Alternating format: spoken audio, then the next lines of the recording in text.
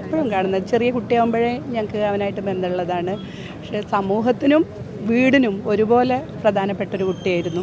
അതാണ് ഈ ഒരു അവസരത്തിൽ പറയാനുള്ളത്. ഞങ്ങൾ പ്രതീക്ഷിച്ചു നല്ല രീതിയിൽ പ്രതീക്ഷിച്ചു കിട്ടും. അവസാന നിമിഷം വരെയും ഒരു പ്രതീക്ഷയുണ്ടായിരുന്നു. അതായത് ഈ തെരച്ചിൽ തുടങ്ങുന്ന ആദ്യ ദിവസങ്ങൾ അതുണ്ടായിരുന്നു.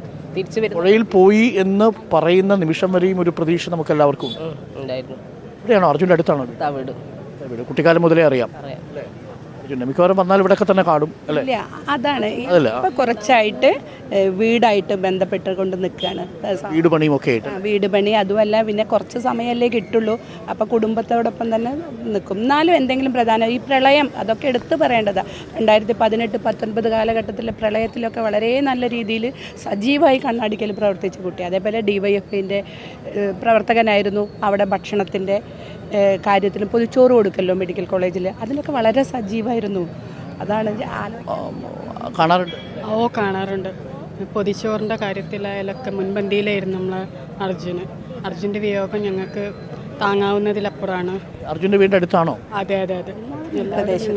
പരിസരത്ത്. അതെ. മിക്കവാറും വന്നാൽ ഈ വീട് പണി തുടങ്ങുന്നതുവരെ നാട്ടിൽ എല്ലാത്തിനും ഓടി നടക്കും. സജീവമായിട്ട് എല്ലാത്തിലും കുറേ ആയിട്ട് സജീവമായിരുന്നു. ഇപ്പോൾ കുറച്ചായിട്ട് ഈ വണ്ടിയിൽ പോക്കും അങ്ങനെ കാര്യങ്ങളായിട്ട് അധികം കാണാറില്ല. അർജുൻ കണ്ടാൽ വീണ്ടും സംസാരിക്കും, കാര്യങ്ങളൊക്കെ ചോദിക്കും അല്ലേ? സ്വഭാവമുള്ള കുട്ടിയാണ്.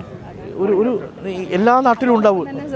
ഞങ്ങൾക്ക് റിപ്പോർട്ടർ ചാനൽ ആദ്യം മുതൽ അവസാനം വരെ ഇതിനോടൊപ്പം നിന്നത് അത് വെക്കുമ്പോൾ എപ്പോഴും ഞങ്ങളത് റിപ്പോർട്ടർ വെച്ചിട്ട് കാര്യം സ്വന്തമായിട്ട് അറിയാൻ കഴിഞ്ഞു എല്ലാ കാര്യമായിട്ടും. അതിനകത്തൊക്കെ എല്ലാവരുടെ ഇടപെടൽ ഇപ്പം ഞങ്ങൾ മാത്രമല്ല, ബാക്കി എല്ലാ ചാനലുകളും അതിൻ്റെ പിന്നാലെ ഉണ്ടെങ്കിൽ പോലും അത് ആ നാടിൻ്റെ ഒരു പൾസ് എന്താണെന്ന് നമ്മൾ ശരിക്കും മനസ്സിലാക്കി കഴിഞ്ഞത് ആ സമയത്ത്.